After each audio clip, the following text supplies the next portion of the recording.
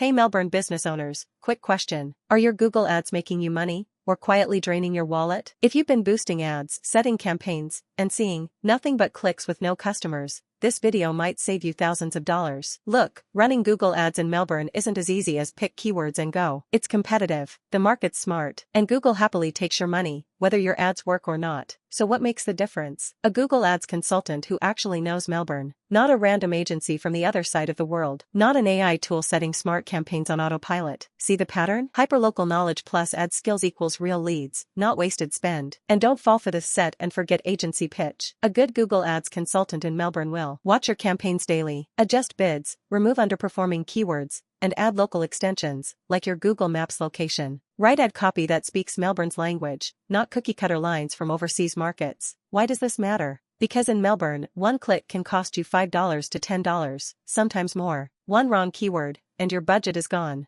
But the right consultant flips that. They target near-me searches when people are ready to buy. They optimize for mobile, because most Melbourne searches happen on phones. They make Google's algorithm work for you, not against you. Let's get real. Google Ads can grow your Melbourne business fast, if done right.